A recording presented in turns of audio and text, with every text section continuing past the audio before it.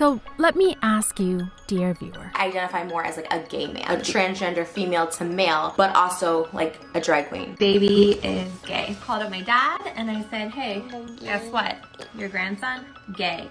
Gay. I identify as non-binary. I am a girl. I am a trans woman. Day 12 of being a girl, and we're gonna go buy tampons. I am going to spend the next minute screaming. Member Christina Sawitsky objected to 38-year-old Thomas Whitaker's appointment, saying, Thomas Whitaker Raven Crowfoot is a sex offender, a repeat sex offender, and I have had bad... You can't disclose people's personal business here, right? Okay. And although that's public disclosure, like, we have no right to out anybody in this space. Today, I want to talk about minor attracted persons. Most folks are making incorrect assumptions about them, and those assumptions create harm for an already marginalized population. I've felt very restricted by the male gender. It's caused horrible things to me. It's caused... Tell me about it.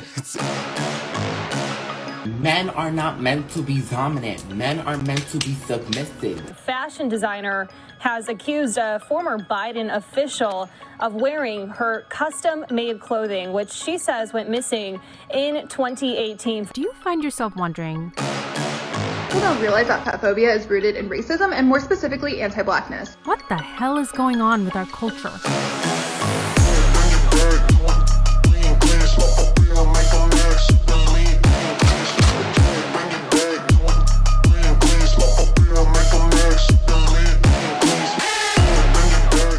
Like in the last 10 years, while we started off on a good track, things have really devolved. Questions that were incontrovertibly answered and settled are now so up in the air. It has caused us to become more divided than ever. It is now hateful to say that there are only two sexes. People are losing their jobs, getting attacked and shouted down, failing their classes, getting cancelled and doxxed, all for saying what is an undeniable biological fact. It is now hateful to say that a man who is born a man, who has a penis, should be called a man if he would be rather referred to as a woman. If that is what he wants, then we must oblige and refer to him as a her, and accept when he would like to use a woman's restroom, change in a woman's locker room, compete in women's sports, or join sororities. We women must also accept when these newly minted girls like Dylan Mulvaney are rewarded for these declarations with lucrative contracts by companies like Nike, Bud Light, and Tampax. We must accept when these women openly mock what it means to be a woman by hearkening to old stereotypes. Day 1 of being a girl, and I have already cried 3 times.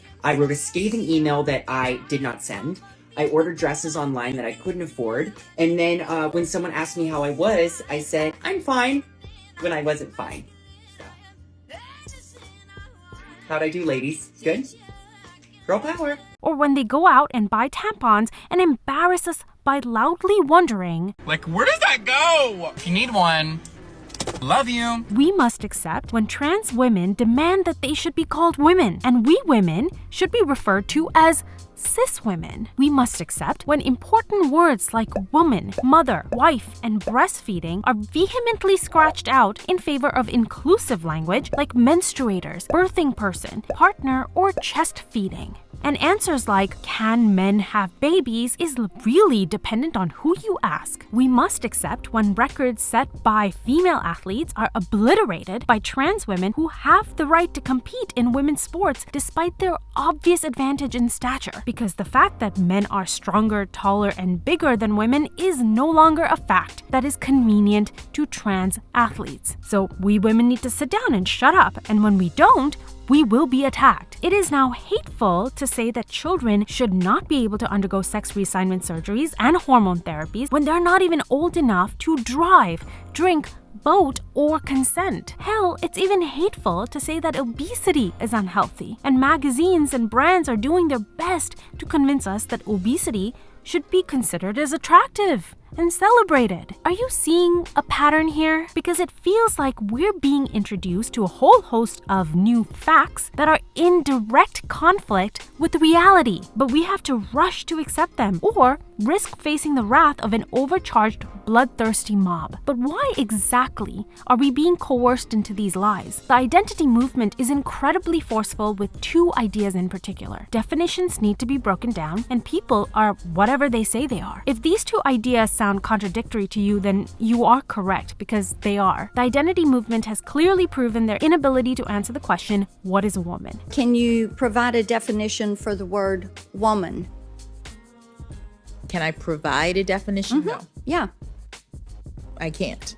But in the same breath, insist that anyone can and should be able to identify as a woman. We'll come back to the point about the definitions later, and instead let's focus on the insistence that people are whoever they say they are. The idea is so inconsistent with reality and how we behave every day. If someone says that they are the best brain surgeon, no one would just accept that at face value and lay down for an operation. We would look for proof, for certifications, for experience. A common value we all share is that we care more about people's actions than their words. Identity needs to be earned. Let's use the hypothetical example of a young man frustrated that he is perceived as weak, unattractive, unsuccessful, and generally unlikable by everyone around him. The sage advice he would receive is to work on himself. He might seek to better himself by going to the gym, eating better, work harder at school to get into a good college, join a sport, dress better, work on the confidence with which he engages people. In time, people would come to see his efforts and augment their perceptions of him and come to respect him. His identity would be elevated through his efforts and not at all through his proclamations. In fact, if he was to demand to be perceived as a certain way without any effort, people would have no tolerance for his entitled behavior. How you are viewed by your peers and society has to be earned. The identity movement wants to take the work out of all that process and leapfrog people straight to the accolades of success at the point of declaration. And often these declarations are to establish themselves as special victims. Above, I've used an example of a transition that is actually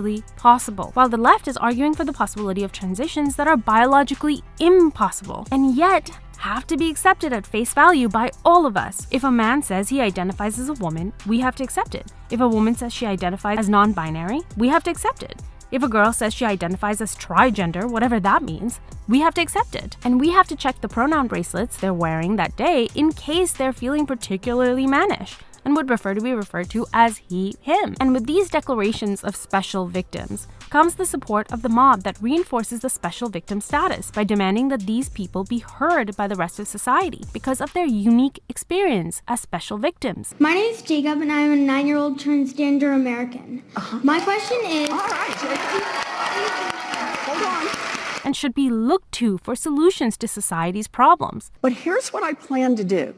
I want to make sure that the person I think is the right Secretary of Education meets you and hears your story, and then I want you to tell me if you think that's the right person, and then we'll make the deal. Does that sound good? Self-declaring yourself as a card-carrying member of the LGBTQ+ community has become a shortcut to being heard, to being celebrated. It is a shortcut to unearned praise and social status. Again, this idea is so antithetical to real life. Why would we seek the solutions to complex societal issues by valuing the voice of someone who is simply special because they have declared themselves as confused about their sex or sexual preference? Why is that enough to value them over the input or advice of people with actual knowledge and wisdom that is earned through effort and time that could actually help society? But yet again, we have to accept and amplify the voices of the members of the community without question or complaint. This, by the way, is exactly what the self-esteem movement is all about. The idea being that you are perfect the way that you are, and no one and nothing should make you feel otherwise. No work needed, out of the bag, perfect. I'm very special. I am very special. I love attention. That's special. A nice idea, but unfortunately, catastrophically untrue. In fact, terrible advice to give young people who are trying to understand why their lives aren't better, why they feel so lost and purposeless, and why they feel truly miserable when they keep being told by people around them that they are undeniably perfect. And this comes down to a fundamental disagreement between the two sides. The identity and woke folk believe that happiness is innate, that we are born with it, and people are robbed of it because of society. And the other side, also the side that happens to be correct, is that we are born unruly, egotistical, and immature. And it is through societal construction that we learn how to become purposeful and useful, not just to ourselves, but to our friends and family. And that the best way to have a happy, fulfilling life is to build meaningful bonds with the people around us and aim to contribute to society's improvement. But you can see why there is a massive divide between these two sides, and why one side insists that you have to learn to work with society and its definitions, while the other says, damn all that, society can go to hell. Reality is whatever the hell we say it is. And this is why the identity movement has been so successful, because it feeds people's narcissism, the need to be considered special, need for attention, and a right to think of themselves as victims. Because in a fair society, victims get all the attention. And the reason the trans movement has become a social contagion in schools is because of the cool factor. Declaring yourself as trans or non-binary won't make you unpopular. On the contrary, you'll get all the applause you've ever wanted. And it's no coincidence that so many celebrities are talking about their trans kids and using them for attention and relevance. The true pariahs these days are people who have realized the terrible path they've been led down and have chosen to detransition. These people, when they have needed their community for support more than ever, are completely abandoned. And this brings me back to the point about the identity movement's desire to break down definitions. Now you, in all your efforts to be reasonable and accepting, might ask, what exactly is wrong with bending language and changing some rules if the result is that we move closer to a society that is more accepting of marginalized groups? And my question in response would be, does rejection of empirical truth create more acceptance, or does it lead to more injustice? Is our communal participation in these lies actually helping people? Does pretending that morbid obesity isn't healthy help people? Does it help to glorify obesity? Isn't it just as detrimental as glorifying being overly thin, photoshopping any realness out of models, and pretending that this is a result of exercise and not a trip to the plastic surgeon? Is lying to young boys and girls that it is possible to transition to the opposite sex not terribly harmful for them, when this means that they will be put on puberty blockers, hormones, and undergo major surgeries, where they will be robbed of healthy body parts and suffer catastrophic consequences like mental health issues, severe disfigurement, and sexual dysfunction for the rest of their lives, all under the guise of acceptance? Is that not harmful? I'm experiencing sexual dysfunction at the age of 18. That's something that women usually go through when they're in their 40s to 50s. Right.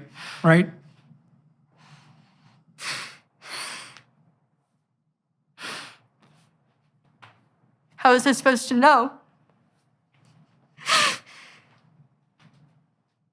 Is it not harmful to female athletes when we lie and accept that a man can transition to a woman, and it is perfectly fair for him to now compete against female athletes and absolutely destroy their records? Is it not harmful when male rapists can claim to be women and then are sent to women's prisons where they can prey on additional female victims? Accurate, truthful definitions are important so that we can continue to provide protections to vulnerable people, like children, like women, like people suffering from body or sex dysmorphia. Lying to them and everyone around us only creates loopholes for nefarious people to sneak through and take advantage of the situation and hurt already vulnerable people. The definition of a woman is important because it encapsulates some of the struggles and vulnerabilities typical of our sex and the protections we require from society in order to keep us safe as a whole. The definition of a child is important to protect them from making decisions that will alter their lives irrevocably before they are fully developed enough to make those decisions. The definition of a victim is important so we can recognize when one group is oppressing the other. But the identity movement is making its best efforts to co-opt all definitions, to make it harder and harder for the rest of us to tell the difference between right and wrong, between victim and oppressor, but most importantly, between lies and truth. Do you believe that men can get pregnant? No, I don't think women can get So you are pregnant. denying that trans people exist? So I recently told my parents that I may be a little bit romantically interested in women. And that was a big shock for them, considering the past 10 years of coming out as gay, then queer, then non-binary, then trans. And I think it was just a bit of a shock. So I tell my dad and he goes, well, I would love to see you get a woman pregnant. And I said, oh, no. She would be getting me pregnant. And then he said, what, do you have a vagina now? And I said, never say never. It all boils down to, do you actually think that trans women and intersex women are real women and are really female or not?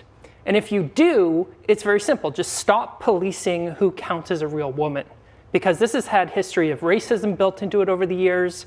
It's not an accident that the intersex athletes who get singled out are women of color from the global south, because who gets singled out for scrutiny is based on white women's conceptions of femininity.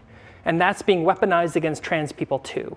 So it's a fear of protecting the fragile, weak, cis white woman from the rest of us. And this right here is what's really wrong with our society today. In the past, opposing sides could hash out issues and ideas using facts, but today there is a forceful movement to reject the facts, reject biology, reject reality, and any resistance to do so is met with retributive language, labeling people as hateful, fearful, jealous, or just plain disgusting. But why are they succeeding? Why is the identity movement getting away with this bullying strategy? Regardless of how many times people refer to America as bigoted, sexist, and intolerant, the truth is that if we were any of those things, we would not be tolerating the proliferation of identity politics. If we were truly an intolerant society, we would not be entertaining the countless pronouns that we're being inundated with, nor would people be changing how they refer and relate to each other in order to be inclusive. But it's this